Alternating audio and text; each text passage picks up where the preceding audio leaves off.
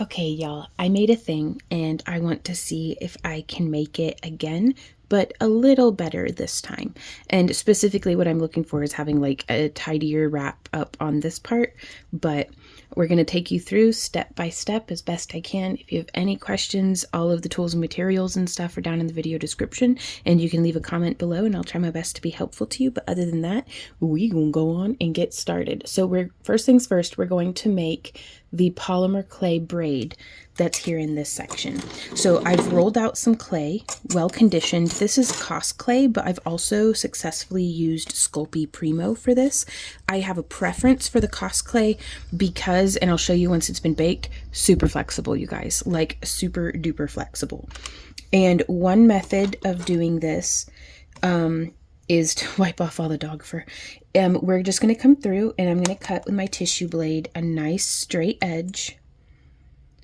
And we can try to get 3 like squared off snakes, more or less. So there's 1, 2, and 3. And now if you're super, feeling inspired, you could do this with more than 3. As far as how many plaits you would like in your braid. Plaits, I think, is the, like, how many strands you want in your braid. And you can kind of just gently roll down the high points. Now, I'm going to be honest with you, this is not my favorite method, but that's what I recommend doing if you don't have an extruder. The extruder is my personal favorite way, so that's what we're going to go ahead and try to do. This should be a pretty good size. And I do want to make sure that there's not like a whole bunch of air bubbles or anything in this. I do have my oven preheated. Do whatever temperature, like whatever clay that you're using, just follow their directions. For the Cos clay, as well as for the Sculpey Primo, I bake at 275 degrees Fahrenheit, and I'll be baking my braid for 30 minutes. It's just super important to have the oven preheated, that way it doesn't scorch. And honestly, so long as the clay doesn't scorch in my oven, I'm not worried about the fumes. So that's just me though. You do you. Clearing off our tile. Got some silicone on it, but that's okay. Yep, super professional. So we are going to, I like this extruder because it has this crank handle that is just so nice. And, but I can't find it. It's a Walnut Hollow brand. I can't find it on Amazon. So I'll just link the closest equivalent that I can find. And you can see it's starting to come out the end there. This is like, I don't know, the 2mm extrusion plate that came with it that has multiple, it extrudes multiple noodles at a time. So we're just going to be cranking that all the way down just because I don't like to leave clay in my extruder. But that's my personal preference. But yeah, you can see it just goes ahead and forces all that clay out. I just break off the end. But yeah, so it's maybe just a little 2mm extrusion plate. And then we're going to pick 3. And you can, the reason why I go ahead and extrude all of the clay is because sometimes we'll get weird little bumply parts. Sometimes stuff's just odd. There might be a bubble in the clay or something. So I'm just going to separate this out. We've got our 3 strands, and you could use something heavy, like a little anvil. One of my favorite things to use is like a cannonball in a little holder. I don't know why that's my favorite. It just makes me really happy. And so I'm going to separate our noodles because I want them sitting next to each other, just really nice and next to each other. Nice and flat, as though it were a wire. Like if we were going to do some wire wrapping. And then I'm going to take it and I'm just going to go like boop and smush that end onto our little cannonball. And then I don't need this whole length So I'm going to trim our noodles to where they're about 12 inches long, and then we can set those noodles off to the side. But unless you have like a project in mind where you're going to be using a whole lot of this, you don't really have to do a whole bunch all at once. Because the more we do this, the more practice we get, and the better and more consistent our results will become. But in all things, practice makes progress. So you can see here I have separated out our noodles, one in each direction. And I like to work on a tile, and I'm going to try to keep my sphere in roughly the same place, but because I use the corners to help me keep things aligned, but I'm looking to maintain a little bit of a right angle coming off of our connection point to our weight. So I'm going to take our center strand and take it off to the side, and then I'm going to grab our farthest right, and I'm just going to bring it, and I'm lifting up and over and just setting it, and I kind of tap it with my finger a little, and then we're going to take this and we cross over, being very careful and gentle with our clay noodles, and then bringing this over, boop, boop, boop, and then bringing this over. I'm just taking the one from the outside and crossing over the one we had just done. And you can experiment with different angles if you have a little bit more of an obtuse, like a wider angle. I wonder, whoops, if that would give us a nice, like a wide, I don't know. I feel like that angle is going to affect the way that our braid comes out. But we can just do. It's definitely worth experimenting with. But however yours comes out, I'm just aiming, there's no right or wrong, I'm just aiming for consistent. And I'm just using my finger there to like kind of support, being careful to not pinch the noodles with my arms on my work surface or anything like that.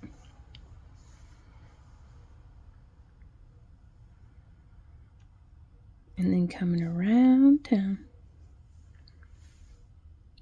kind of coming up and over. So it's kind of just fun to practice braiding, but what I like about this is now I can scooch my sphere back and I can keep kind of working in the same place. Like as far as where my hands are working and everything. So I do hope that that makes sense. And then we're bringing that across. And again, you don't have to braid the whole length. I just feel like it's really great practice. And I tend to mess up a bunch. So I want to be able to, booger it up and not have to start from the very beginning again, like refilling the extruder and extruding it. And so by making almost this whole length of clay, this is one, it's going to give us a lot to work with. So I can almost make like, gosh, it'd be super cool if I could make like 5 or 6 of these and maybe incorporate or include them in our weekly giveaways that we do in our Monday shop update videos. Shameless self-promotion. Or just incorporate them into my own jewelry. Like, I think it'd be so cool to utilize these in like a bracelet. So keep an eye out for future tutorials utilizing this same segment of, or this same concept of incorporating polymer clay with wire wrapping, because I'm really feeling it right now. So just bringing that over and bringing that over. And you can see it's not like perfect, but it doesn't need to be. I mean, we get a little bit of wiggle in there. We can bring this over. And then I think from here, because I've scooched the sphere as far as I can, I'll just braid the rest of the way down.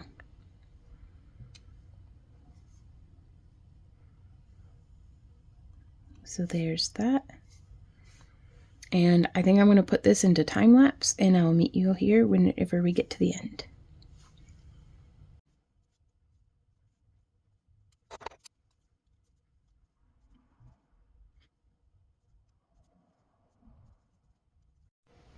So it's just occurred to me, if you wanted to like print out an image of like a braid or a Celtic knot or something, I'm sure you could do this on top of a piece of paper.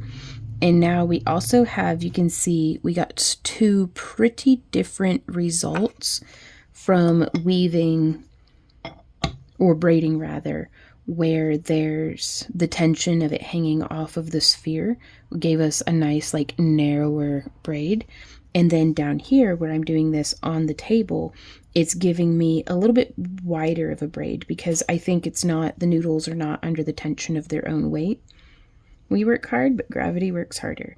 And my goal through however it is, whatever it is that I'm doing for this project, like whatever my knot work ends up to, or the braid decides to do, I want to be able to fit some wire through. I do want just a little gap there in the braid. I don't want these necessarily so close that they are like touching, and I don't want to have to like drill a hole or something to get the wire through. We totally could, but I don't feel like doing that. And so I'm just continuing, and you can see that nice wider triangle or wider angle. Words are so hard, you guys. Sometimes I so appreciate y'all's patience as I just like go through the random auto suggest words that my brain throws at me to be like, yeah, triangle, that has angles in it. Yay. But yeah, I'm just super duper loving just the versatility of PolymerClay too, for one. Like that's a lot of fun, but then also that we can, with the same materials on the same strand, experiment and do just a couple of different ways.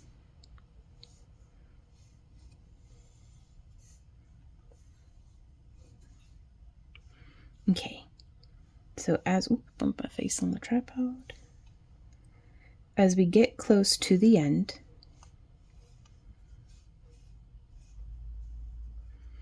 I'm going to get in,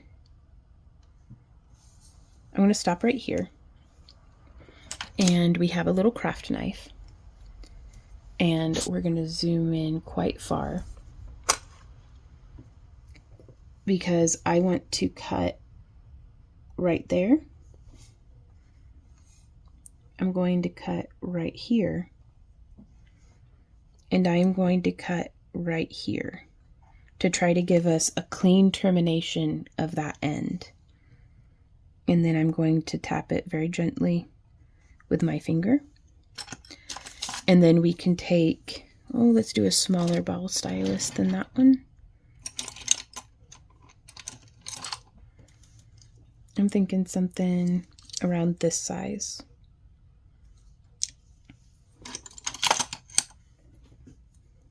And I want to get up underneath, so we're going to go ahead and lift this.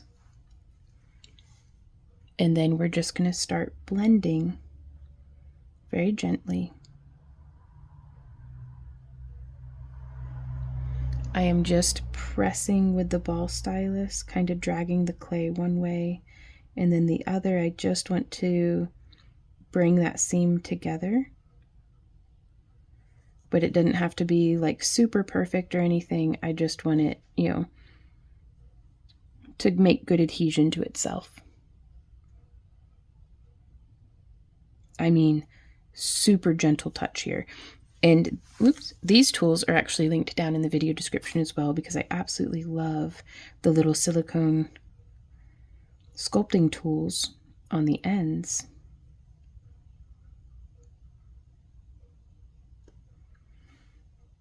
Now you could use isopropyl alcohol to smooth any fingerprints off of this if you wanted. Or we can sand it after it's been baked. So we're just going to take that. And now I'm going to go ahead, kind of stretched it out a little, that's okay. And I'm going to pinch with my fingertips to give that just a little bit more shape. And then to replicate the necklace, you'll see here, we have 1, 2, 3, 4, 5, 6, 7, 8, 9 segments across the top. 1, 2, 3, 4, 5, 6, 7, 8 across the bottom. And that's what I'm going to try to replicate here, just for the sake of, replication. But truly do yours however you like. So we're going to go 1, 2, 3, 4, 5, 6, 7, 8. So I'm going to do my cut right here.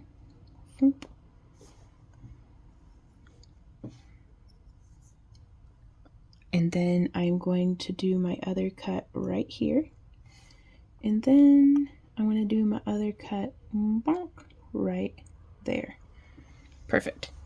I mean, it didn't have to be perfect, but I am perfectly pleased, and that is my favorite thing. So now we're going to take this, and we're going to do that same thing as what we did on the other end to this end. And this is where so much, you guys, practice is going to make progress. I'm a heavy-handed person. It is so difficult for me to not just crush this unbaked polymer clay, but it's worth practicing. It really is. And so just rotating it around. And I like having this little point that I can get in there. And you could use a pencil. You could, like the tip of a pencil or something, you could use a toothpick or a chopstick that's been sanded. You do not have to have any fancy tools or anything.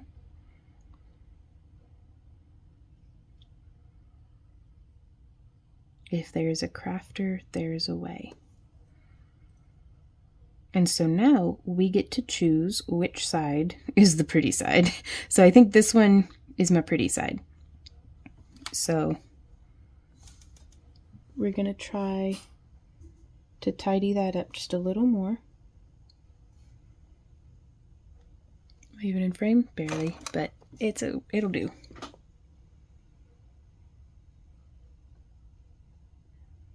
So I'm just trying to give a little bit more definition. There we go.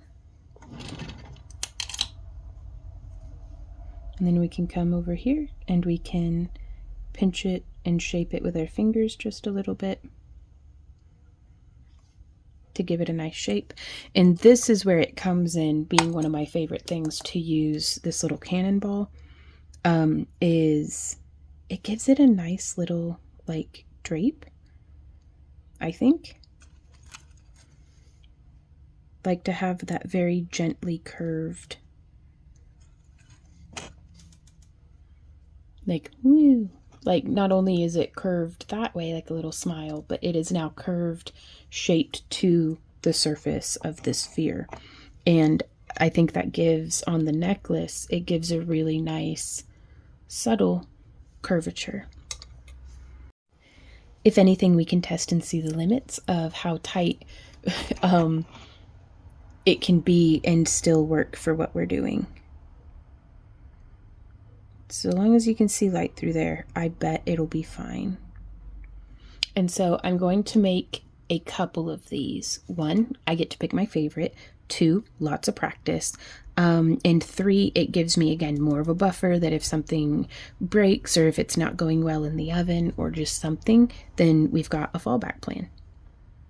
And you can see here, I just set my pieces whenever they're ready to be baked onto a glazed ceramic tile.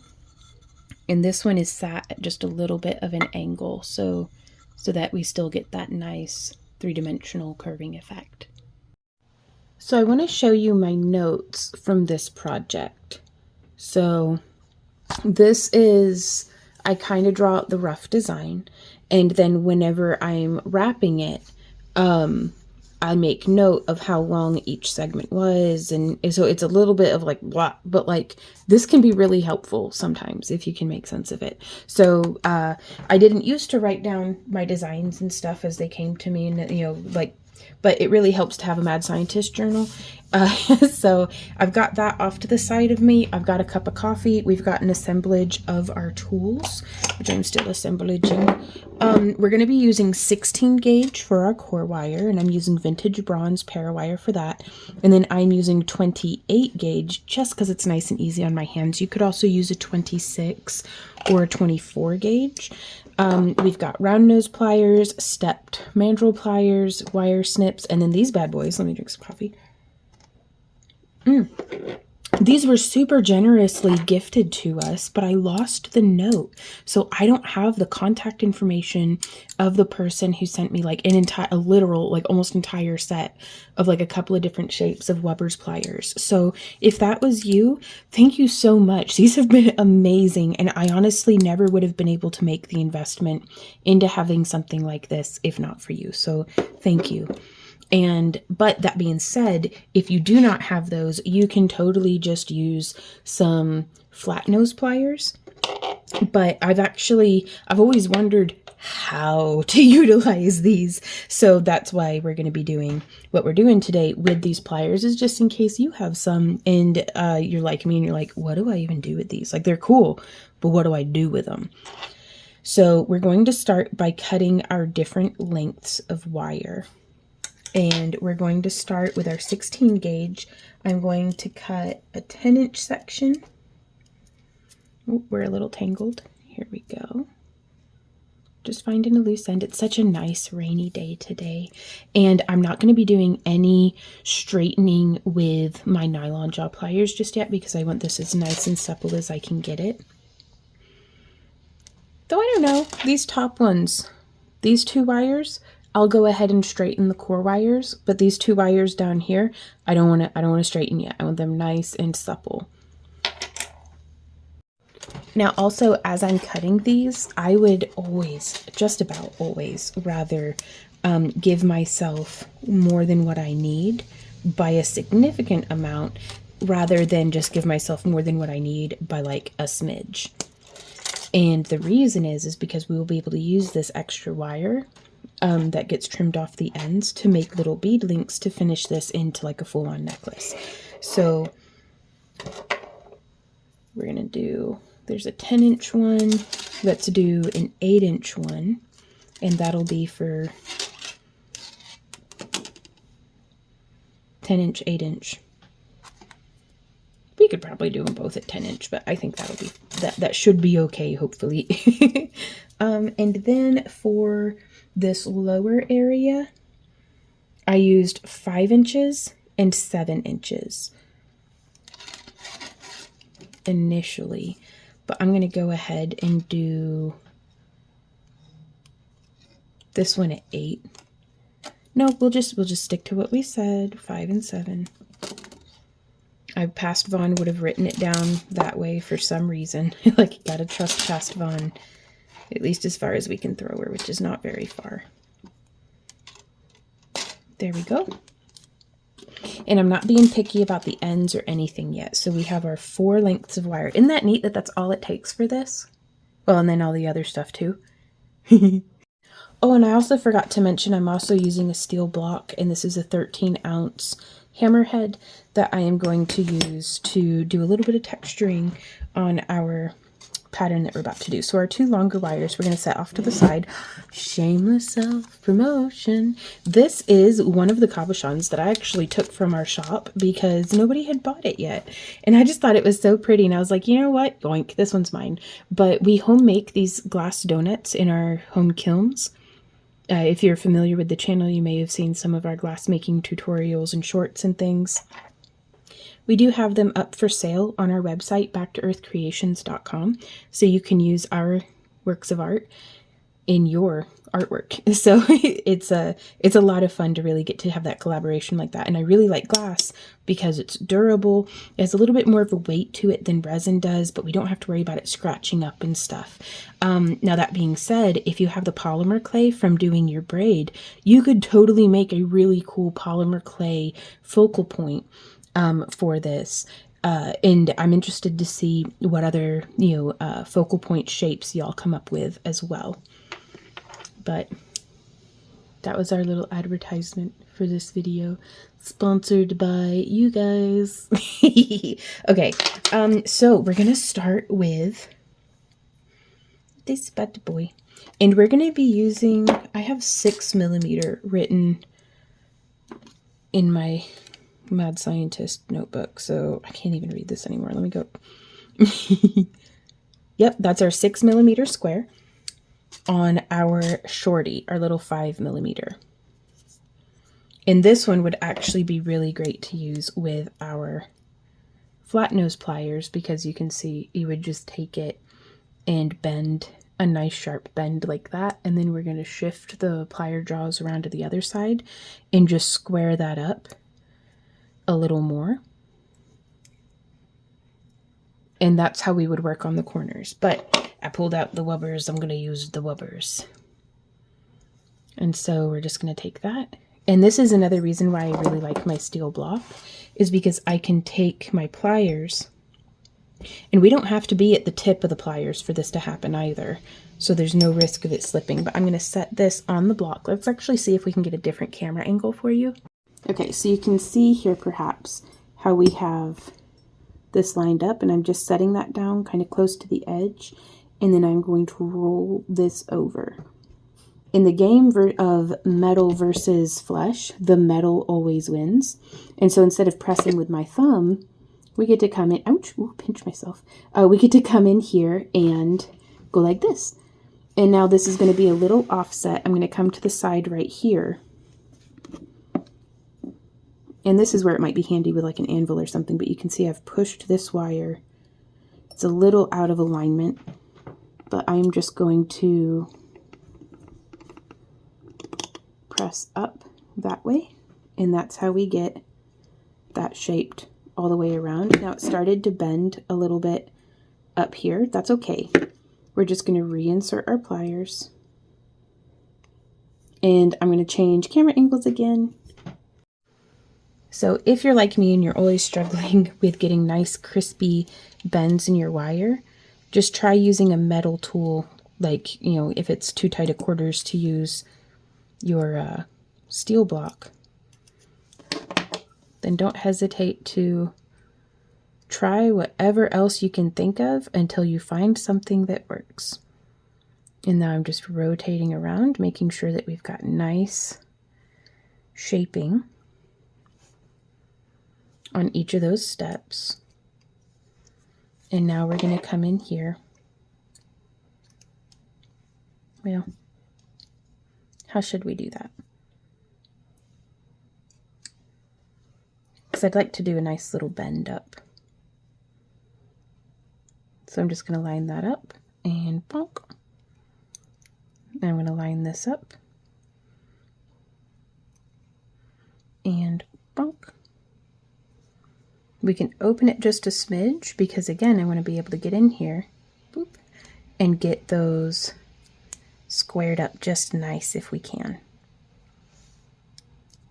I always feel like one side's a little wonky from the other, but that's okay, because if that happens, this pair wire is pretty fantastic. You can just kind of straighten it back out and then try again. And so I'm just going to bend down that away. Uh-oh, now this side's shorter than the other one. Bah! But sometimes the fun is in the fiddling with it.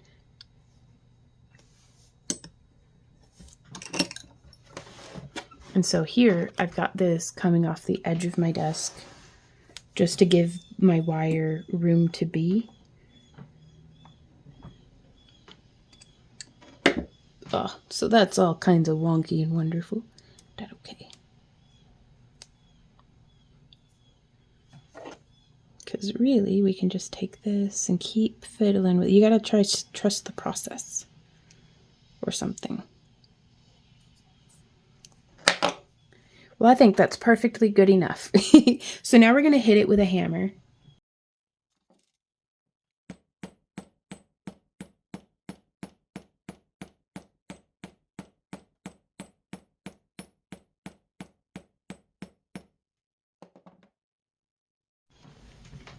Just a little, just enough to kind of flatten it out and solid it up some.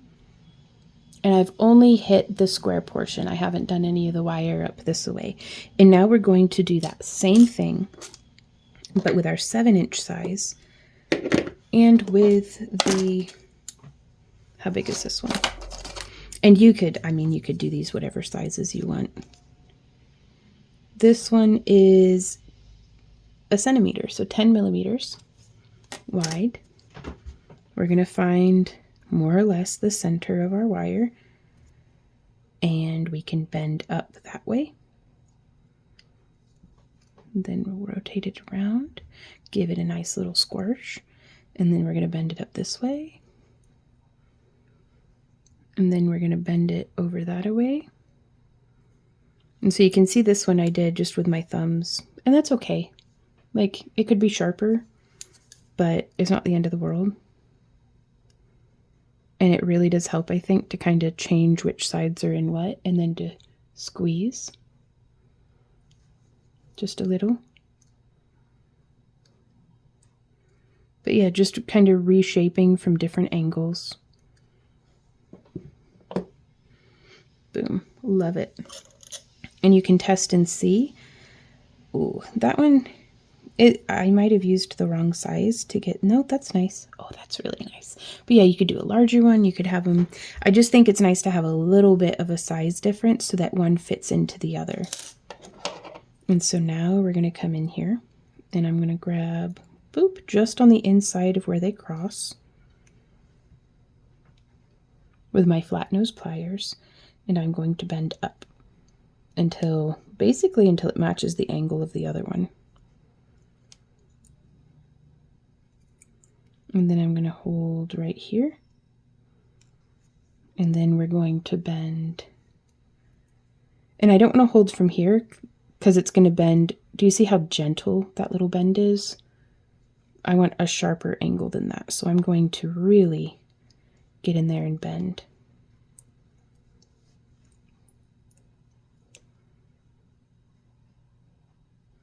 Oh yeah, I'm very pleased with that. All right, let's hit it with a hammer.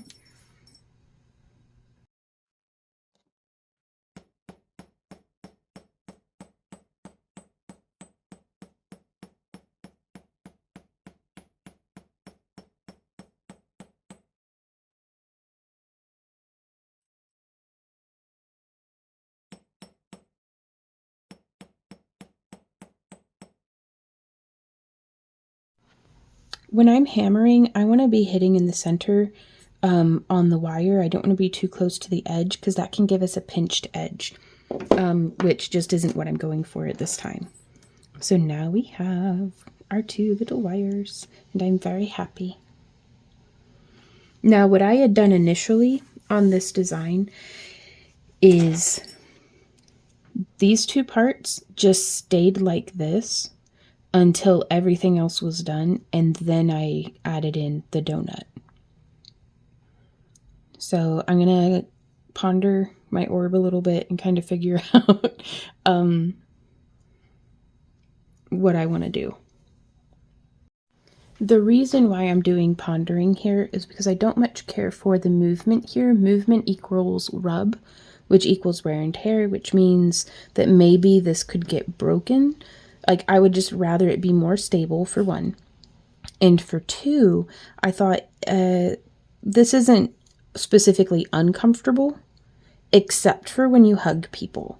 It can kind of, but I mean, it's not that bad. I just have very sensitive skin to this sort of thing.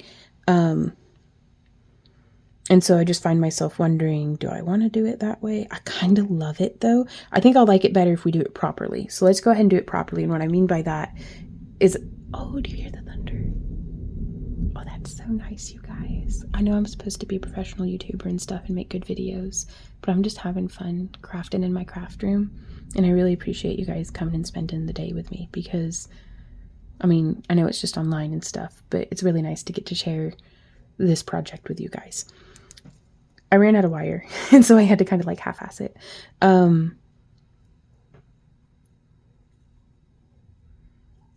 wonder if there's a way that we could get that to not move around as much. but still be so free. I don't know, maybe it's a good thing that it's free. Let me know what you think in the comments, you guys. So that's all we'll be using the Weber's pliers for, and it's honestly just occurred to me that you could probably achieve a very similar result doing round too. If you don't want the square effect, you could just use like a ring mandrel for the larger shape, and then your stepped bail making pliers or stepped mandrel pliers for the smaller of the two. So again, if there's a crafter, there is a way. I believe in you. You got this. And I also accidentally crushed my ring light. Like, look, when I go like this, it goes like, oh God. And the little, oh, it's not even in frame. Little pieces falling down. So, Von Smash, here we go. It's okay.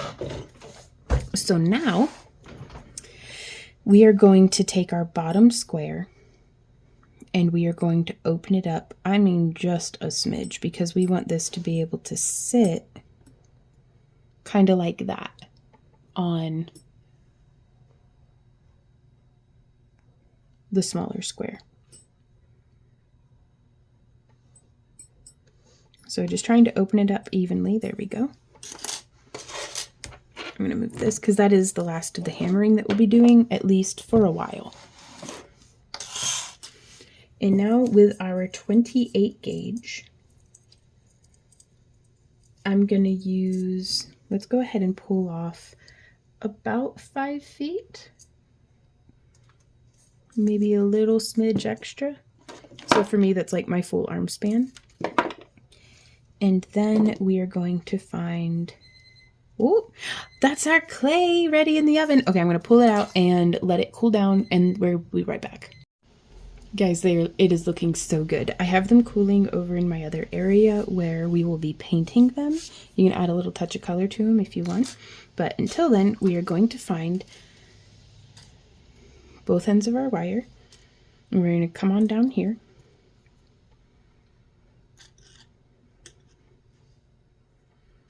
And I've decided I'm going to do this. I'm going to show you how I did this the first way, because I'd love to hear y'all's thoughts and ideas on maybe there might be a better way.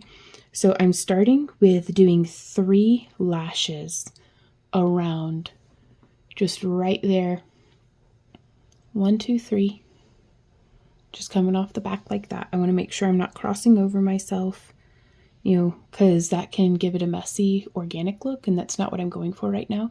There's nothing technically wrong with it. It's just not what I'm going for right now. So I'm going to zoom back out. And then I'm going to set this wire right here. And I want both of our wires to like come up from behind. So even though this wire, if we were just following its natural pattern, it would go over like the top like that, I want it coming up from behind, which is going to be totally doable. So we can come up through here and we're going to go 1, 2, 3, 4, and 5, just because that's like my favorite number. And we're going to smush those together. And then again, making sure that that lashing stays nice and tight. And then I'm going to go 1, 2, 3, 4, and 5. Now I'm using that 28 gauge wire. If you are using a different gauge of wire than me, you may want to do different numbers, you know, more or less stitches, for lack of a better term, little coils for the weaving pattern. But most importantly, do what you like. Do what you think looks good. And we'll just go from there. So now I'm going to take my nylon jaw pliers and I'm going to give it a good old squeeze. Very nice. And then I'm going to go 1 and 2 around both.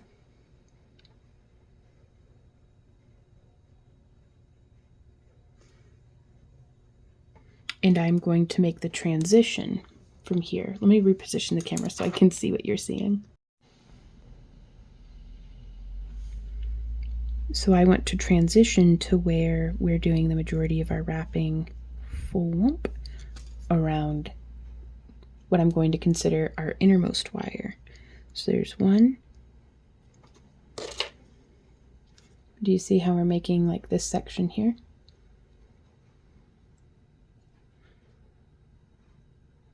Boop. So I just want to get them kind of bound together before we start incorporating the polymer clay piece, which I guess we gotta go ahead and go and paint that and stuff.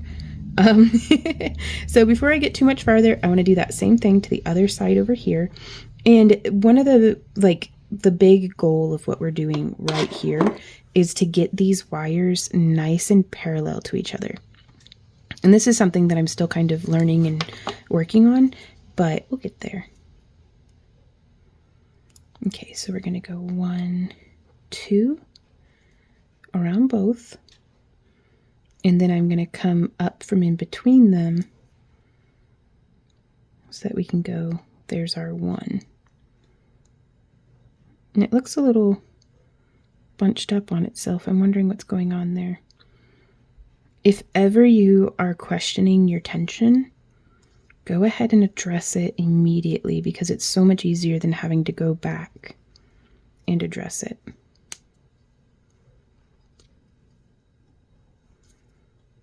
And that's one good solid wraparound. All right, y'all. It's polymer clay time. Let's go paint our little braids. Okay, I'm just going to clean up our polymer clay.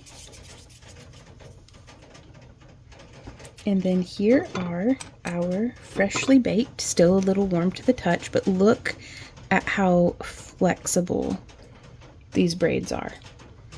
And that's what I absolutely love about Cos Clay, is it is super duper flexible, durable, like that is nice.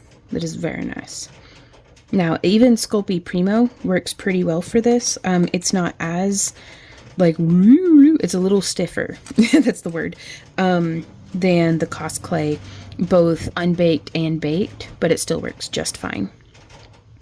So we could come through, and I think I'm just going to do like a black acrylic wash on this.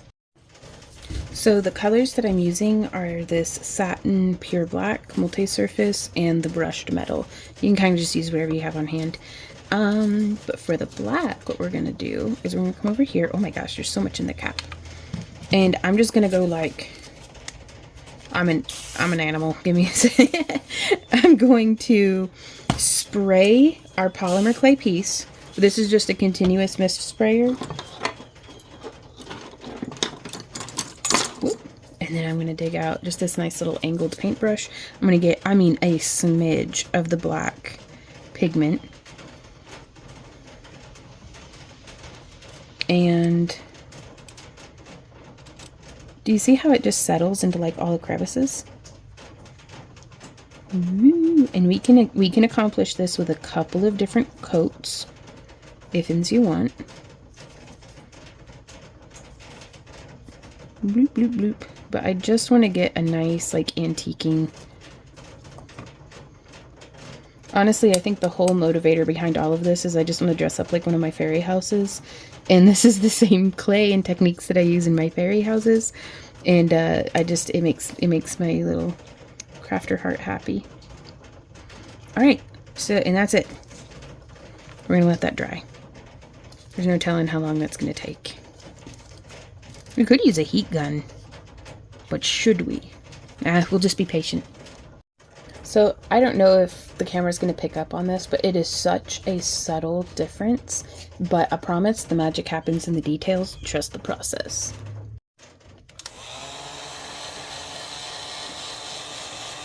I'm so impatient. Oh my god. So when you've definitely waited a reasonable amount of time for it to dry naturally, we are going to take some of this, what is this? Brushed pale silver, because I wanted it to like pop, you know? And oh, that is so pretty. And I'm just going to use my finger. I want to go like whoop and you get just a smidge on there. I'm going to blot it onto my paper towel until there's an even smaller slight smidge there. And then I'm going to do this on the tile. Do you see how it's like catching the surface of our braid? I'm going to pick up a little bit more off of the paper towel.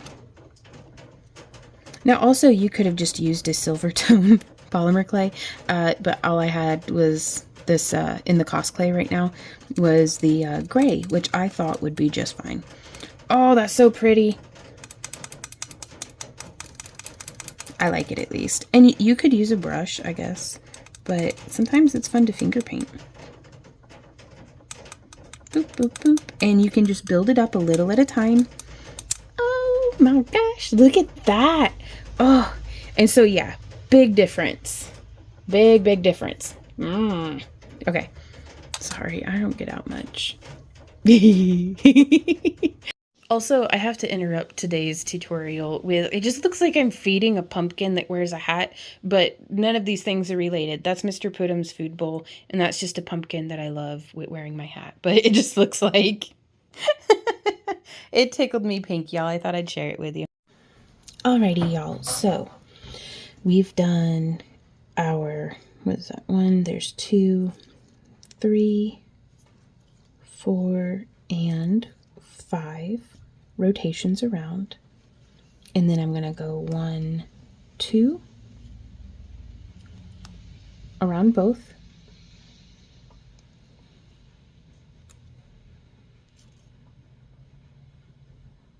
There we go. And these become more and more parallel once we make it past that awkward curve. I'm thinking if instead of using the same flat nose pliers, I'm wondering if it would have been better for me to use a curved, like a part of these pliers to do this inner curve. That way it fits more comfortably around. But, ooh, oh, there's another part of our light. So, oh boy.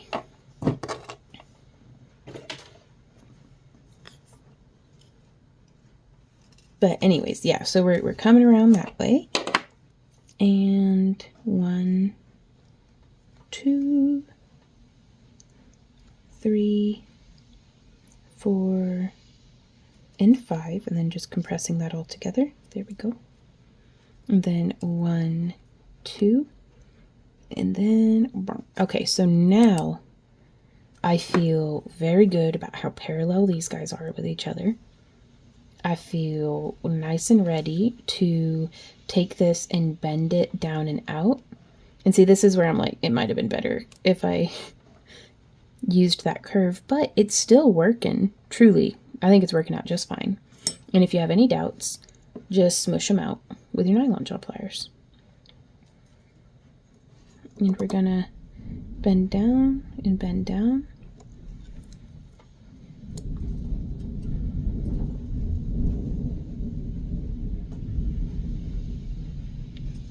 My heart's a little heavy today. We just got the obituary information from one of our friends, and they were a crafty buddy. But it's really nice to get to craft with y'all and think of them and listen to the thunderstorm. So there's 1 and 2. Like, it's such a conundrum to feel such joy to, you know, from having known somebody, but still to have such a sore heart for missing them.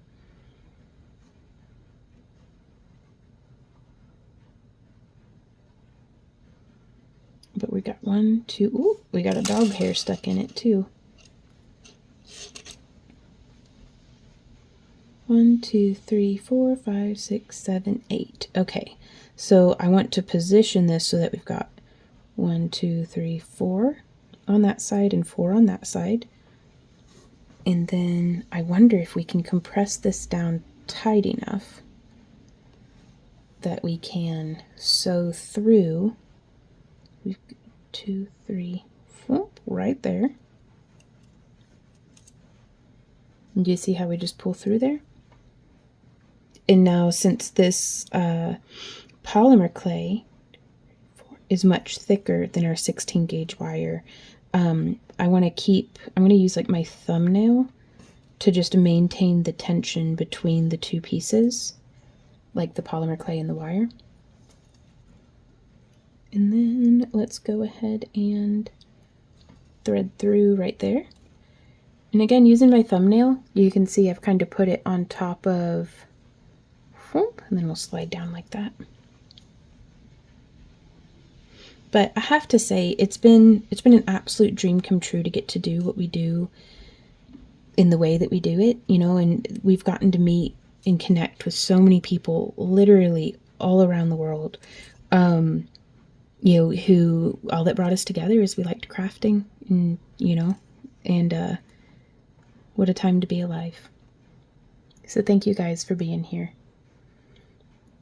So I'm trying to keep consistent about keeping 5 stitches. So I usually do like 1 and then 1, 2 and then 1, 2 and then join them together. And then we're going to come up here. 1, 2, 3, 4, and 5. Give it a nice compression, and then now this is the part where you might either just go with the flow with it, or you know, if it doesn't drive you insane. But if it does drive you insane, I'm sorry, we may end up having some inconsistent stitching between, like there's 2 between these 2, 2 between these 2, but then for some reason just 1 right there. So if that makes you bonkers, it's okay, you'll be all right. We'll get through it. But so we've got our 1, 2, and then we're going to go 1, and then bring this around. Ooh, you know, I bet it'd look really cool doing like 3 wraps, and then it would be a nice and even 5 where it's like 1 around the 16 gauge and then 3 around both of them. Or if you're struggling to maintain tension, you could do 1 and then a little stitch in between, and then 2. Whoop, punched the tripod. Sorry. So I'll have it go weird on my piece just for the sake of experimentation. That way you can hopefully know better what you would like to do on your piece. Well, that's not so terrible at all. And then we'll just boop down like that. And then 1, 2, and then, and if they're starting to get a little bunched up on each other, I'm going to go ahead and just start curving this around so that it can match the shape of our polymer clay. So there's 1, there's 2, 3, 4, and 5. And then 1, 2, and then 1. And we're going to do the same thing that we did right there because I love it.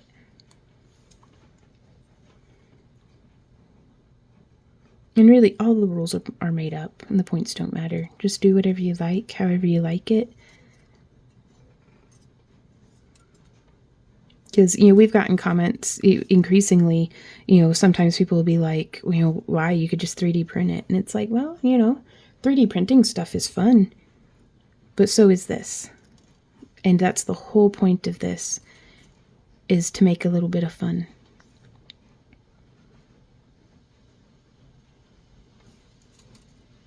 Bringing that around. And I actually think it would be really amazing to incorporate like a 3D print. Oh my God, like a 3D printed like Celtic knot or something. Like that would be so cool. So, you know, the future is now, you guys. Let's get creative. There's 1, 2, and then 1, 2, 3, 4, and 5. And then I'm going to go like there's 1 and 2, and that went ahead and compressed everything for me. You know, just smushing down. So there's our 1. Then we're going to bring it towards the front. And we sew like the needle is, or like the wire is both the needle and the thread. through. There's one.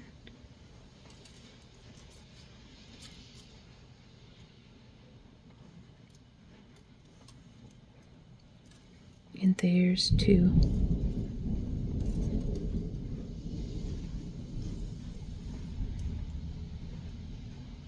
And then we're gonna go 1, 2. And you can see I just kind of finish that out this way. And now I have a different, this one here, we have where it terminates right here in just a little loop. But we could do it where that one comes around down onto the sides. So there's lots of different ways that we can do this. This is just a way.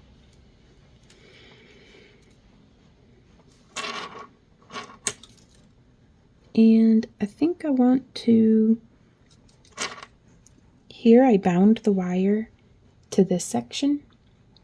I think I'm just going to finish off my 5 here and then let that be. So there's 1, 2, 3, 4, and 5.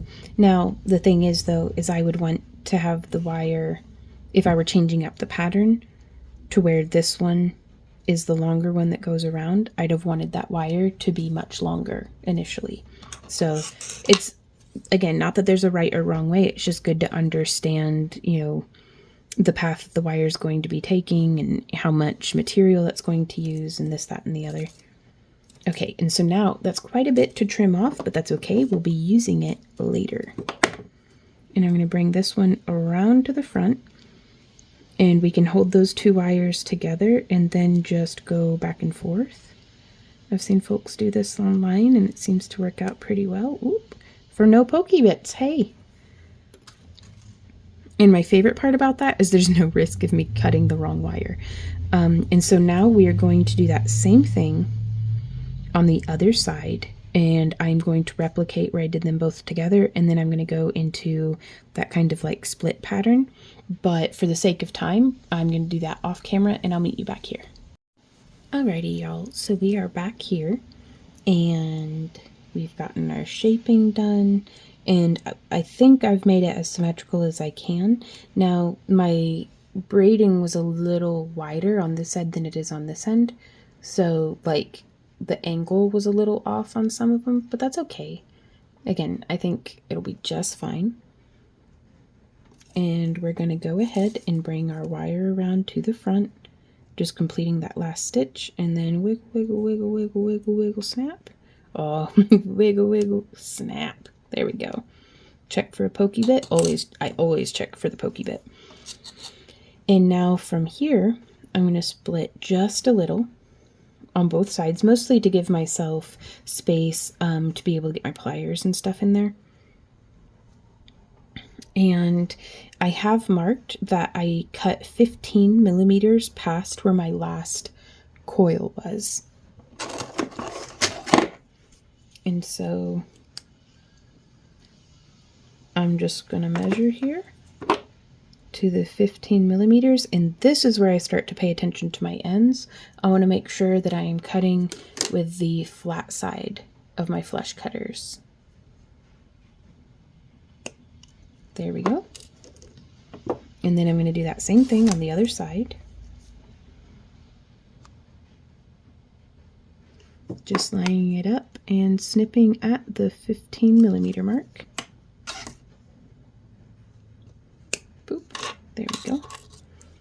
My little odd bits of this that I save, I actually put into little bottles. That way we can save.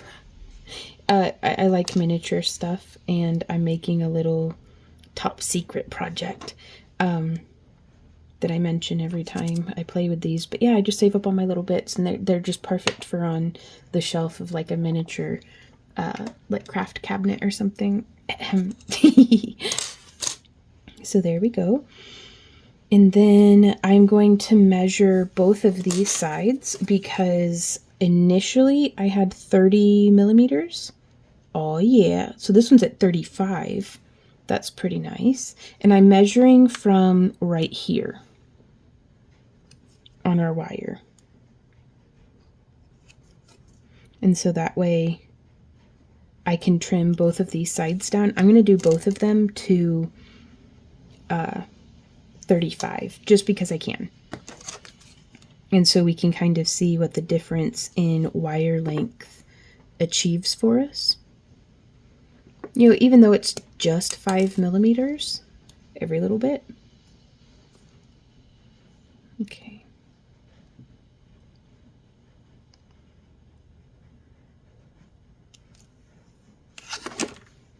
Snip. Whoop. Oh, it's in my shoe. I still have it. Hehe. Yeah, got you. All right. And so now we have those trimmed down. I'm going to start by getting this wire out of the way. And so I'm going to take as close to the tip of the wire and as close to the tip of the pliers as I can. And I'm going to curve our loop up and just shaping around. And now, and I actually flip my work so that my hand just repeats the same motion as much as possible. Somehow I always end up with one loop that's prettier than the other, but that's fine. We're going to get them flat and staying, you know, on the same two-dimensional plane. And then from here, I'm going to use the 6 millimeter barrel on my pliers here. And I'm just making some space right there. And then bringing that down. Just like so. And then I flip my work.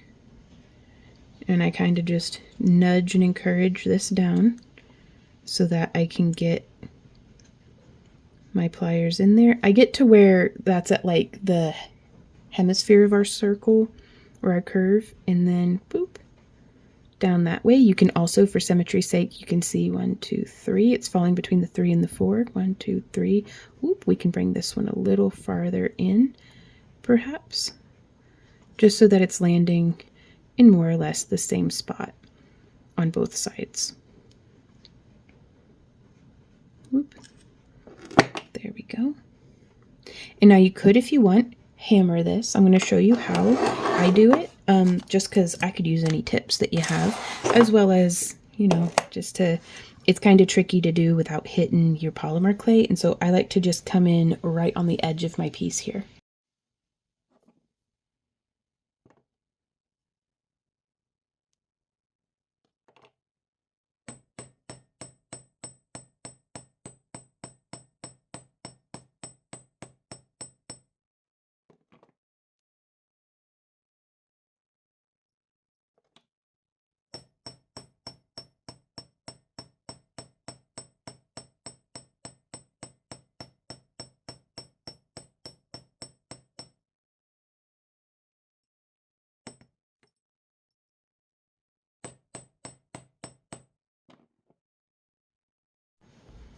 Okay, so I'm going to go ahead and flatten this center part out just a little bit, again, just to keep everything nice and flat.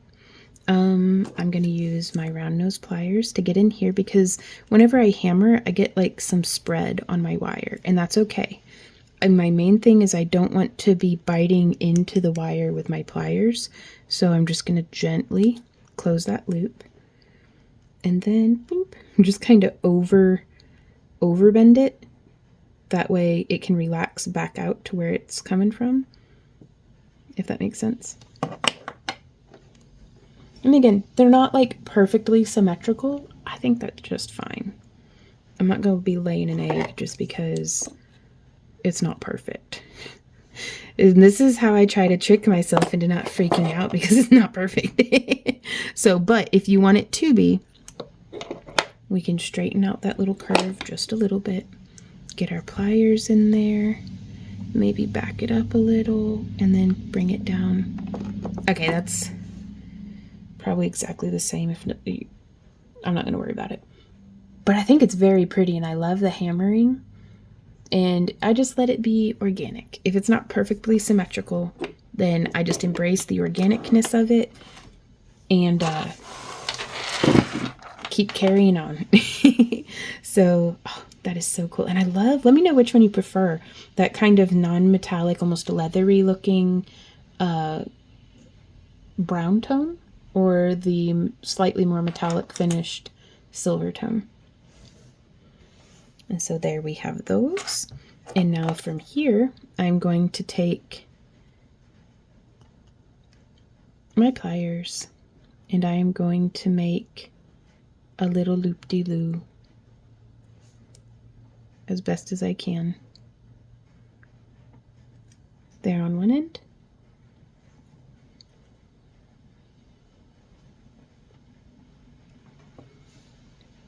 And then we come in and do the same thing as best as we can on the other end.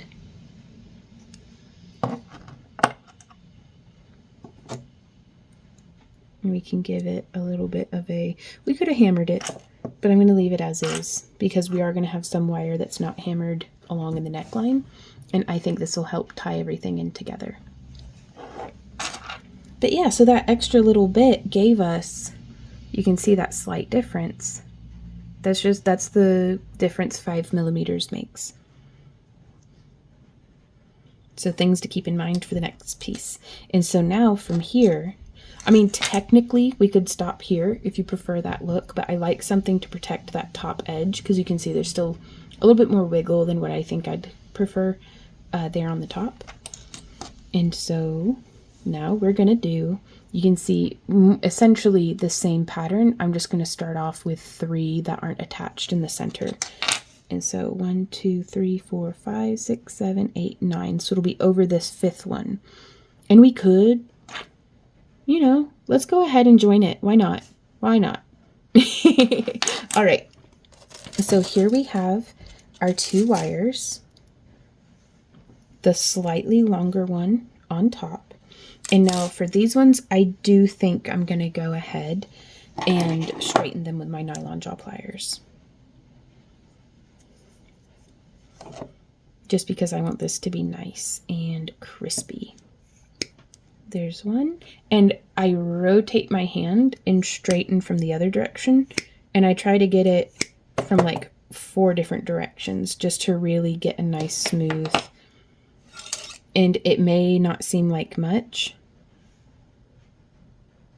but every little bit of effort I think adds up to a point. But it's also, it's about the joy that you're getting out of the crafting as well, you guys. That's such a big part of this. Even as a professional, you know, artisan, oftentimes the joy I'm getting out of a piece is the first thing I'll set aside. And I think that's the worst thing I can do. For me personally, I can only speak for myself, but that's like the worst thing I can do because over time, it took me a couple of years, but it really depleted my enthusiasm for being creative and made even just short crafting sessions feel like, oh my God, this is so much work. And, you know, and so it's, we nurture, you know, our creativity is a garden and we nurture the things that we want to grow in it. And our mindset is a really big part of that. And so I like to try to nurture a joyful creativity because that way, whenever the going does get tough, that's when I can dig deep and buckle down and all right, let's work. So I've pulled off another 5 feet. This is probably way too much, but if you've watched some of my other relatively recent tutorials on wire wrapping, I use all of these little scrap pieces to make like a super cute, do I have one over here? Little nest bead or pendant for, you know, given away as freebies whenever somebody places an order on the website or, you know, this, that, and the other. So I found the center of my wire. I'm grabbing our shorter, longer top wire. Let me clear off my workspace. Okay, just trying to tidy up, make it hopefully a little easier on the camera to be able to see what's going on. But I'm going to do 5 coils. 1, 2, 3, 4, 5. Smush. Get all this nice and tidied. There we go. And then I'm going to hook through from behind. 1, 2, 3, 4, boop. 4, boop. Making sure that I'm hooking through the center wire.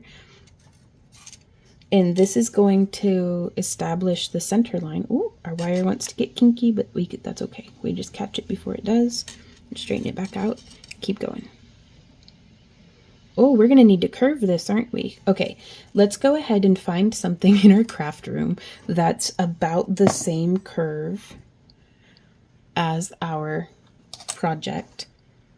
And I'm actually gonna just use my coffee cup. Curve that around, and then I'm going to take our other wire, and I love this mug because it's tapered ever so slightly.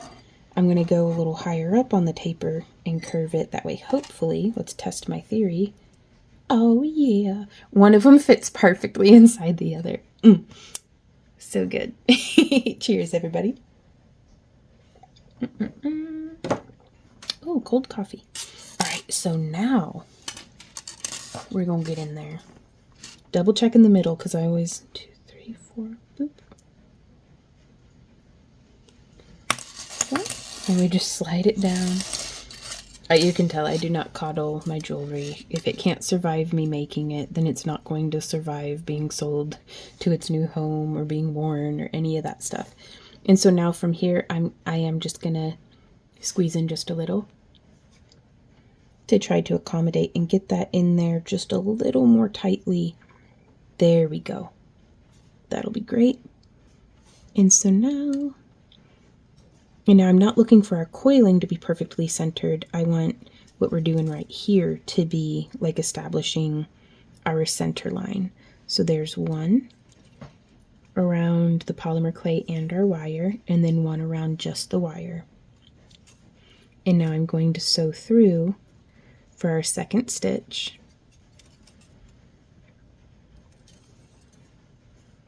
Sometimes just getting your finger in there in the loop can keep it open, and that way it doesn't kink, and that's very helpful to me.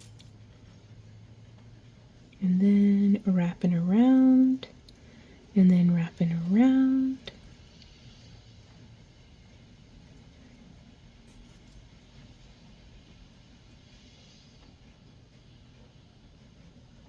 Well, I don't know if I did this right.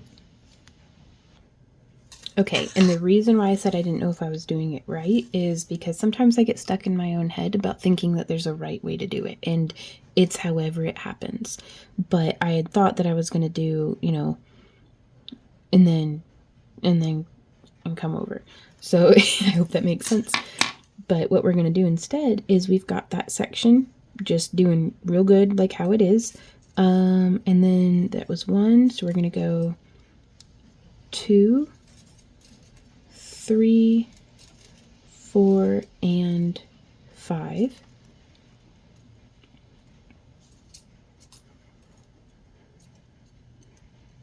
So I think that's a total of 15 coils right there around either just the core wire or around both parts of the project. So now I'm going to tighten this in just a little bit, just a smidge. We can always straighten it back out a little, but I just want this curve to fit into the other curve, and so I'm just going to lay that in there like that. Excellent. And then we're going to go 1 and 2 around both. And then I'm going to go 1, 2, 3, 4, and 5. And we can compress that down.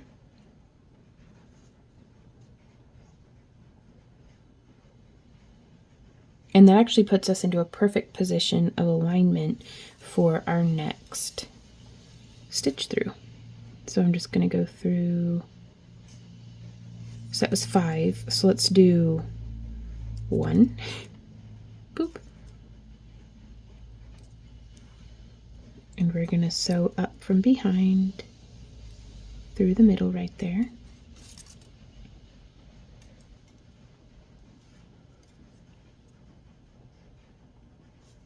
And this is where I don't want my tension to be like super crazy tight.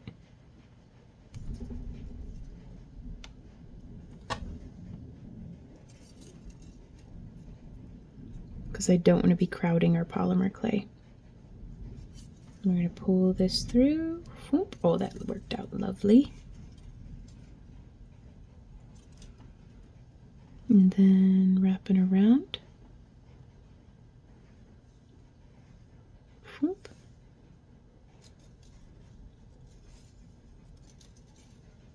So that's 10 coils now from here.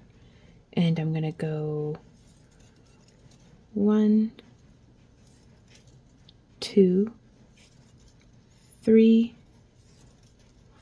4, and 5. And this is a great instance to use your bent nose pliers or something to kind of get in there, and I'm holding just tight enough on the wire that my pliers are catching that difference in wire thickness where the coiling is, but loose enough that I can slide, and that way we can really get in there and compress like that. And now from here, I'm coming out the back, so I'm gonna come through here for womp, and there's 1, and there's 2.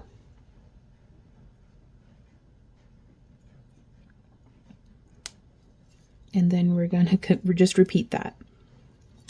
There's 1, 2, 3, 4, and 5. Man, I get so self-conscious. Like, I promise I wash and I clean my nails and everything, but with all the paints and stains and dyes and clays and different things, I'm so like, you know, to the 3 people of all time who've ever been rude to me in my comment section, it worked, you guys. Consider me self-conscious. But also thank you for the engagement. So then I'm going to compress down like that. Oop. And then we'll come in and, oh, we got to do one more because it's going to be 6. And honestly, do whatever comes natural to you. Like, I keep forgetting this one stitch, but I'm committed at this point. And so we're just gonna feel around until we get, whoop, there we go, threaded through from behind, pulling through that wire. And you can see when it loops like that, it's gonna want to kink. So we just get in there and we open it back up and then pull it on through. Oh yeah, that was very satisfying. And so just making sure that our wire is nice and curved to fit comfortably inside our polymer clay. So there's 1, and then 1 around just the 1. I'm going to zoom back out because I feel like I'd rather not be completely out of frame. But I do hope that that tight zoom is helpful to some of y'all. Okay, pulling on through, do. Whoop. Trying to make sure that our wire is not crossed over the one before it. And to achieve that, I'm just using my thumbnail. We just lift and reposition, and it'll be all right. So there's the 1 to finish that pattern. That's part of the pattern. And then we're going to go 1, 2, 3, 4, and 5. And then we're going to do 2 around both. 1 and 2. And then compressing.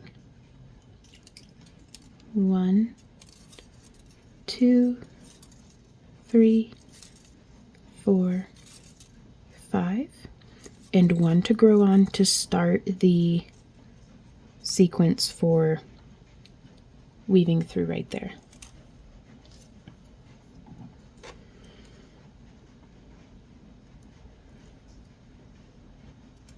So there's whoop, and then the 1 around 1, whoop, there we go. Oops, bumping the tripod again. I'm so sorry, y'all.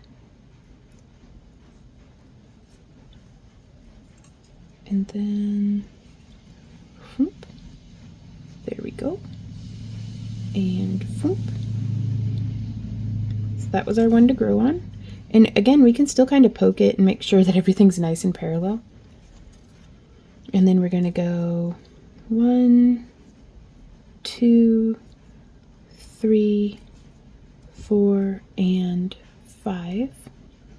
And then I'm going to go 1 and 2 around both.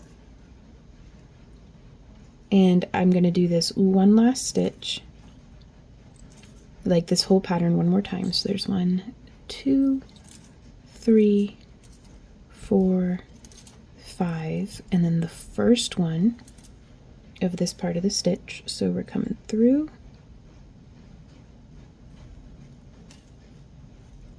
and coming through, and then whomp. Oh yeah.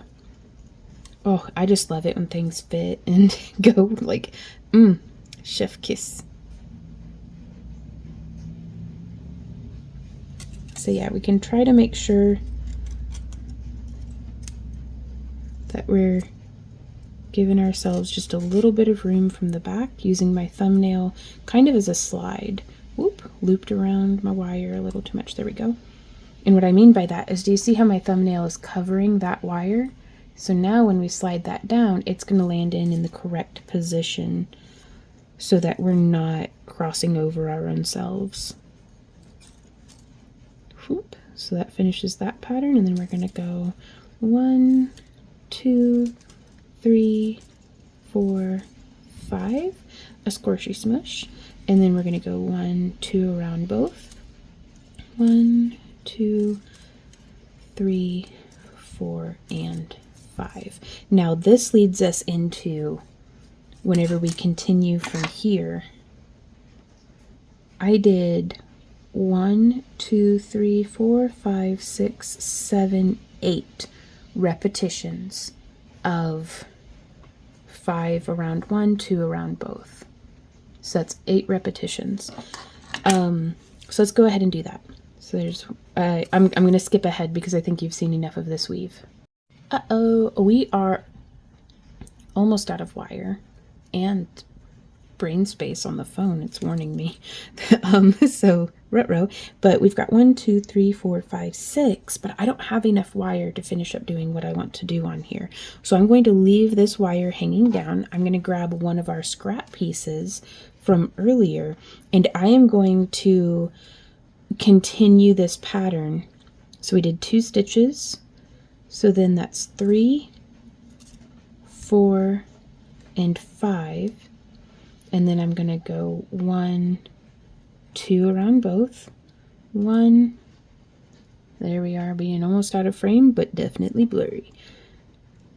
2, 3, 4, 5. So this is how I like to splice in fresh wire on this weave.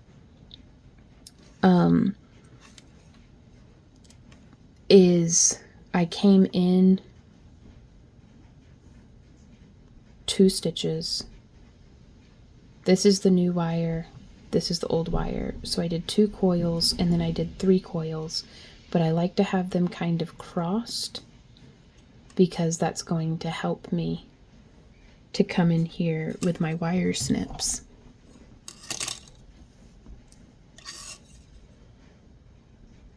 And I'm just going to try my best to snip them both quite flush.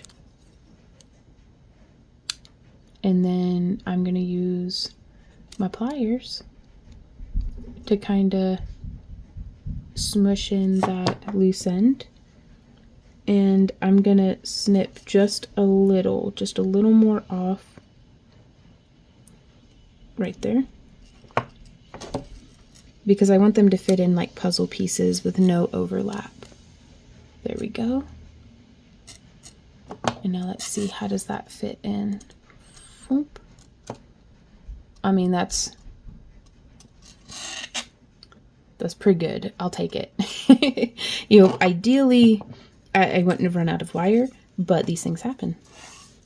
And when they do, it's nice to know what to do. 1, 2, 3, 4, 5, 6, 7, or rather what one of the options is, because there's about a million different ways that you could probably go about doing that. So like if I wanted that join to happen in a less conspicuous place, because this is going to be contained inside of a spiral, but I could have removed all of my work back to like here and then spliced in there, you know, or something, you know, but that's the majority of the work. So just thoughts. And so I'm going to finish this off on 1, 2, 3, 4, 5, 6, 7, 8, 9, and 10. And then I'm going to flip this over and we're going to go wiggle, wiggle, wiggle, wiggle, wiggle, wiggle, wiggle, wiggle, wiggle till it snaps. Woo! Wiggle, wiggle, wiggle, wiggle, wiggle, wiggle, snap. There we go. Perfect. Huzzah. And now we're going to do all that same thing on the other side. Okay, we have made it to the end, and I didn't need to splice any more in, but I do need to finish off those 10 little coils. So whenever my wire's long enough to do what I'm doing, but too short to do it comfortably, I grab my pliers. There's 3, 4, 5, 6, 7, 8, 9, and 10. We're going to give it a squish. We're going to give it like a wiggle tug, and that just tightens it down a little bit more. And then we're going to do a wiggle snap. Ooh. Wiggle, wiggle, wiggle. Wiggle, wiggle. Oh, that was perfect. Okay. And so now we can compress that down. And it looks like I trimmed and gave, well, I'm way longer on one side than I am on the other. So once aside, let's see how much space we actually have here. So that looks like it's 36 millimeters.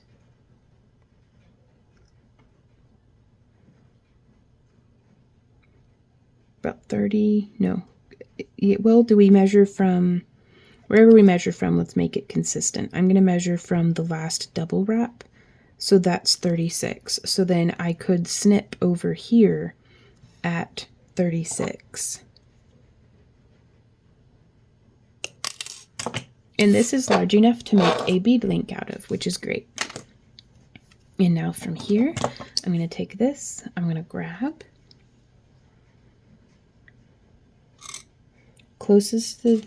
as close to the tip of the pliers and as close to the tip of the wire as I can. I put my finger on the back, on the back side to keep it two-dimensional. Ooh, I love that. The pliers just slid, but that's nice. I'm going to try to do that on the other side. I wish me luck. And so as close to the tip of the wire and as close to the tip of the pliers as I can. Oop, maybe we can trick it into happening. No. Well, sometimes that's just how it be. And so we're just making some cute little curlies. Curly cues. We have an entire wire wrapping masterclass for free here on YouTube. And you can also find all the videos under the wire wrapping tab on our website, backtoearthcreations.com, where you can watch them without ads and in order. And that way you're not having to sift through all of our videos here on YouTube. Okay, so we get that brought in. I'm going to grab with our nylon gel pliers.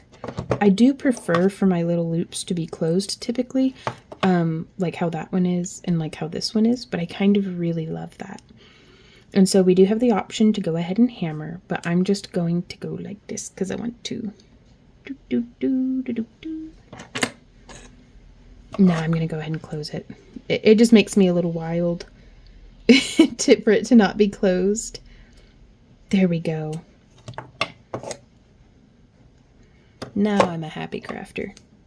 And that's the most important thing, is to do it your favorite way.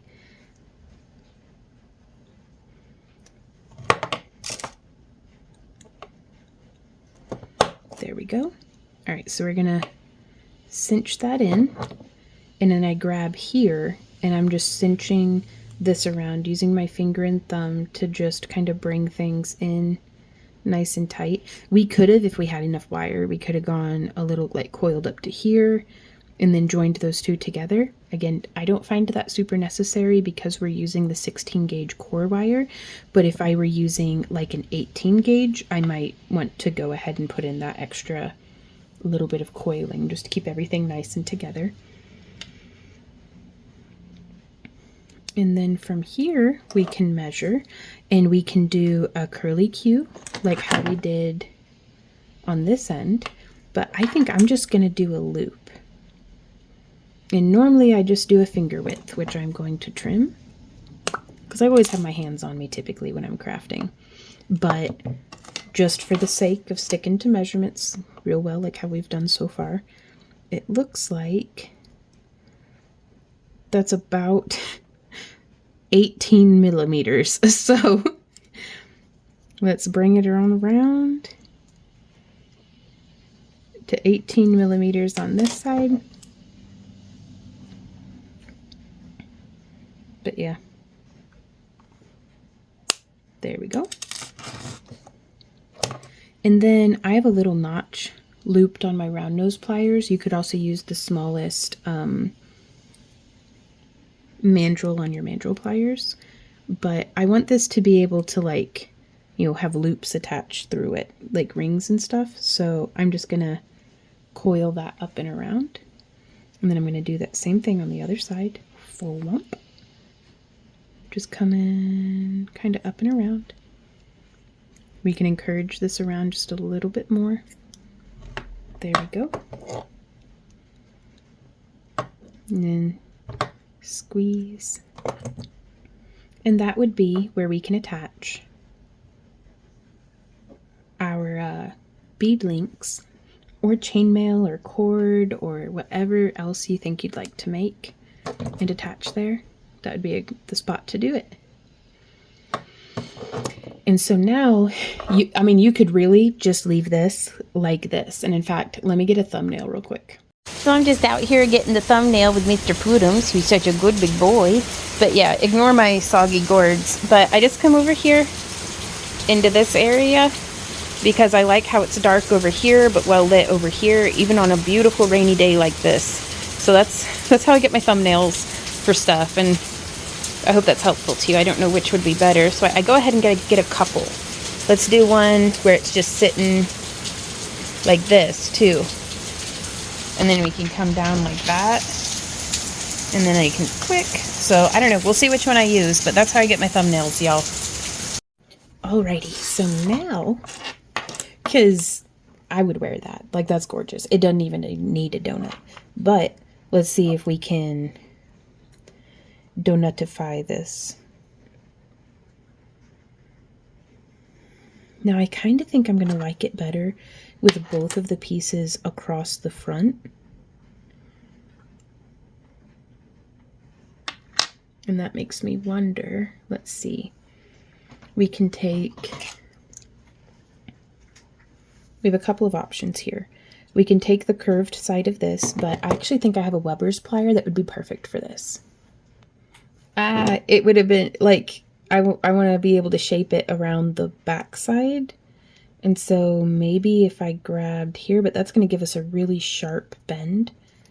They're just like on the tip. So I don't know that I want to do that, but I'm still trying to figure out how to use all these Weber's pliers that were very generously gifted to me. So if y'all have any suggestions, I am 100% open ears to you guys. So I think I'm going to take these pliers that are nice and round on the inside edge there, and I'm going to start curving very slightly, if you can see that shaping that we're doing. And I'm going to go ahead and bend this forward a little bit so that I want this curve to be able to sit pretty comfortably over the front of our donut. And I'm going to flip it and do this side too, just to try to keep them nice and even. And then I'm going to try to get that bend in there, but my fingernail is not going to win that fight. So this is where I like my bent nose pliers. I'm going to come in and hold right there. Yeah. And bend it to the front. So that's looking pretty good. And now from here, oh, that's nice. I like that. Oh, and I think this will be perfect, you guys. Okay, so we do have our 26 gauge wire. No, this is 28 gauge. We may want something even dummy thicker than this, but let's see if it works with the 26 gauge. And so what I'm going to do is we're going to start by just coming around the tip, and we're going to hand sew this a little. There's one, and then through the front. There's two, and then through the front, and then three. That should be plenty good enough,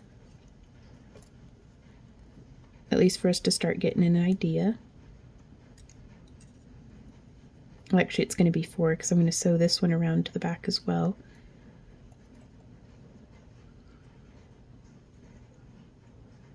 You know, in that case, it may as well be 5. It's one of my favorite numbers. So, just because any time that I can repeat a motif within a piece, so how we have the 5, you know, segments in between, I just like that. Whoop, almost got a kink. That's okay. All right, and then I'm going to kind of nudge that over just a little. There we go. And then I'm going to thread both of these through the front side of our stone, or donut bead, but I think you know what I mean. And I'm going to bring this up the back with no twists in the wire. And then we can come through the center here. I'm doing one at a time just for being careful and measured. And then coming up through right here. So yeah, I bet we could totally use a 24 gauge wire here if you wanted, but I'm going to show you what I would do if that just weren't an option. Just because, I mean, this is all that's holding the donut on. I want it to be more than just like bloop, 2 hair thin wires. So I've sewn through, we came through the back, and I hooked through, let me wiggle this wire, right there. And I'm going to do that same thing on this side. So I'm going to sew through the front, just between those stitches, and we'll tighten that down nicely. And so now we have both of our wires coming through the back like this, and I am going to sew through between the donut and the wire on this side. And again, using that same technique where I use my thumbnail so that the wires aren't going like over themselves. And then I'm going to sew through so that we're just hooking around that front wire. And this is, I mean, really increasing. And then I'm sewing through right here. This is really increasing the numbers of wires that are supporting our stone by like a bunch, really. There we go. Sew in around like that.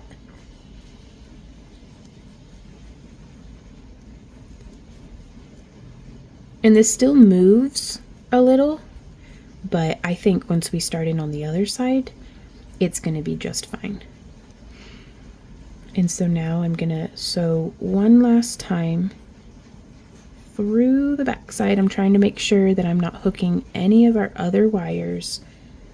I want all of these guys just sitting nice and next to each other. And then up through there. Whoop. Y'all, I love this. I love this so much. I cannot even. And so to bind this off, we're going to finish it sewing through right there. I'm not zoomed in right now because I would rather be in frame than zoomed in. I think if you're watching on a phone, you can like touch the screen and make it more zoomy in, but trying to stay in frame. So there's that. Hooked around, that's the important, finishing on this step is important to me because then I'm going to come in and I'm going to hook through just this side's worth around that range, just a coming down. I'm just rotating around so that I can hold nice from below to make sure that the tension's good on that last stitch. And then, do you see how we just, I'm gonna have to do this one zoomed in, you guys, I'm sorry. Wish me luck. So now we're gonna come around and sew through. They don't have to be all of them. It's just like the top ones. Oop, we can do it. I'm using the camera as my eyes right now. So I'm gonna make a nice little hook. And I'm gonna grab with my pliers.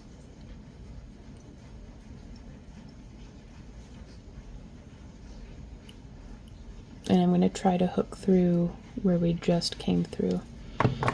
Easier said than done. So I'm gonna lift in an effort to make more space so that we can then sew through. Oh, it worked. Heck yeah.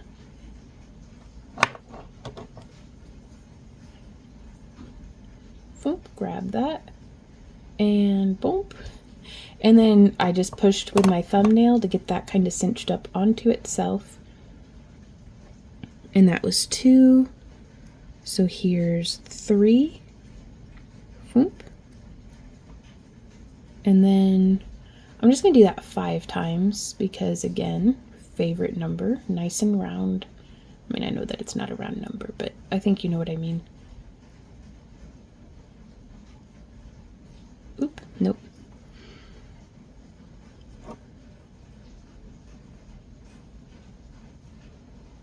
And it can be a little bit of a struggle, you guys, but it's okay. Be patient with yourself, be patient with the project, and it'll all come together. So pushing that up with my thumb.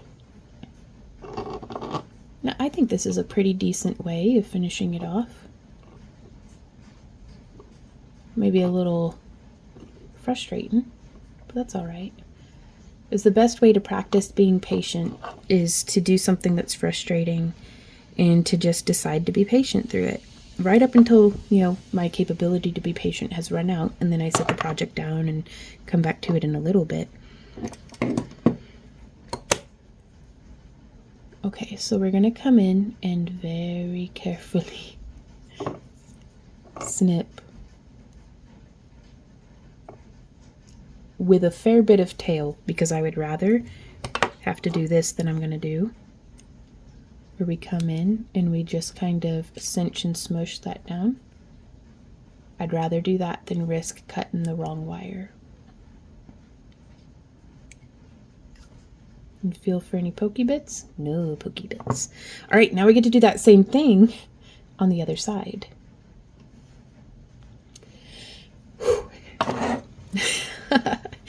Oh, okay, so we've done one repetition. I'm gonna come through, and again, I just come in between the donut and the wire frame each time to try to stay consistent in my stitching. And again, we want to make sure we're not wrapping around, like crossing over any of our previously wrapped wires. Oh my goodness gracious. I got used to being able to see what I was doing through the camera, and now I don't know where I am or what I'm doing. So I'm going to get my thumbnail in there just to open that up just a little, maybe. I'm going to be honest, I'm very blessed with strong fingernails. If that's a struggle for you, I recommend a T-pin, like a quilting T-pin. Just watch out because those will get you. Woo! So I'm just coming through right there. And then sliding. Oh, I was supposed to come between the, that's right, between the glass and the wire, because that makes this part so much easier. Because again, just coming in from the outside, between the glass and the wire, boom. Making sure we don't get a little kink. And then coming around, and then we're going to sew down through the front. It's so much easier for me to get it through from that angle. And then pulling down nice and tight. So it looks like I did 3 on this side, so there's 2. And then this will be our 3. Again, coming between the glass and the wire. Pulling through. But see how nice and like stacked those are next to each other? And how nice and stacked those are next to each other? I don't want any of this crossing silliness.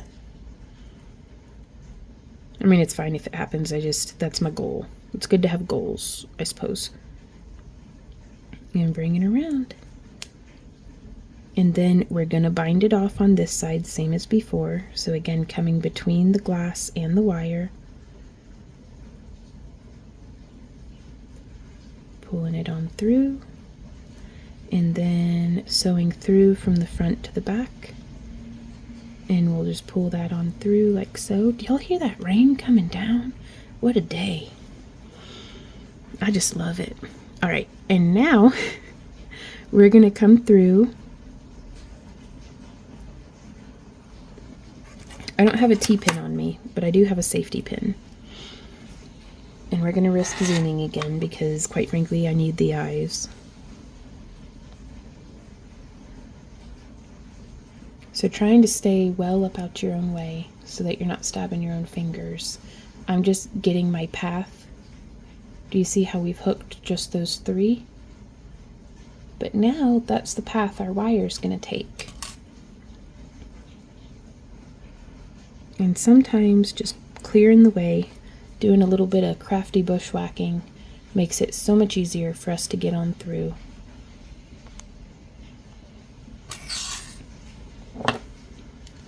And then sliding down, there's 1.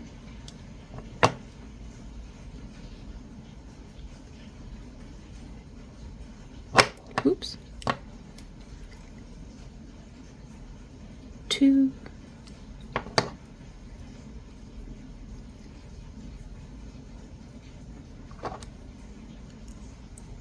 Just putting my thumb there, that way it can slide down.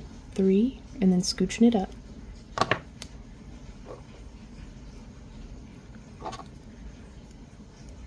4. Y'all. And 5.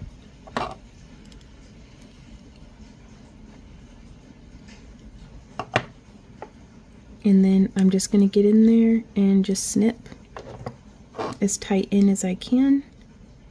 And then give it the old squishy smush until there's no pokey bits.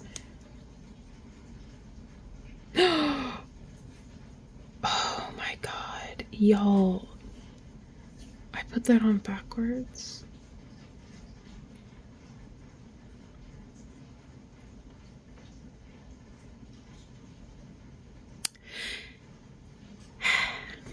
Well, guess who's gonna paint the front side?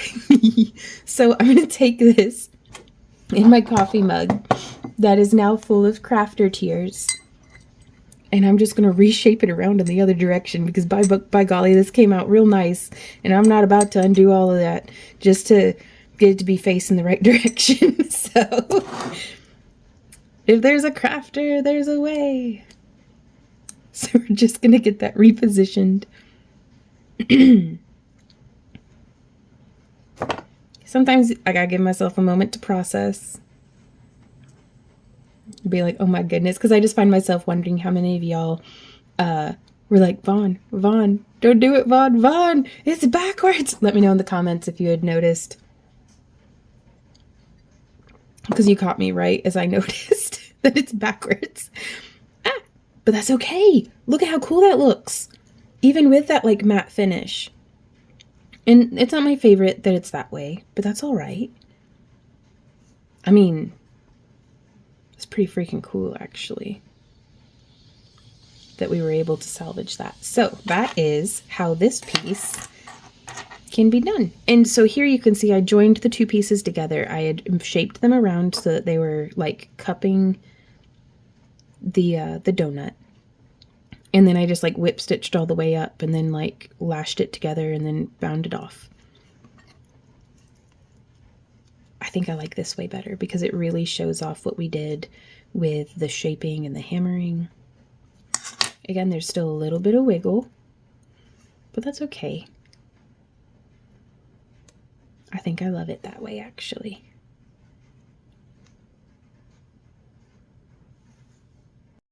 So we're gonna come back over here and my brush is dried out enough now. We should be able to see if we can do this just with the tips of our paintbrush. Getting just a wee bitty bit of pigment on there and then blotting most of it off. We're gonna come in and very carefully just catch the high points of our polymer clay. Because I just want to add a little bit of sparkle, a little bit of depth and dimension.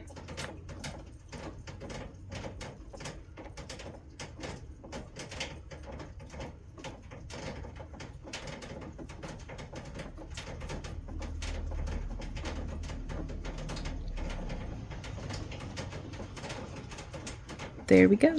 And it still looks a little shinier. You know, it's got some nice depth and stuff to it on both sides now.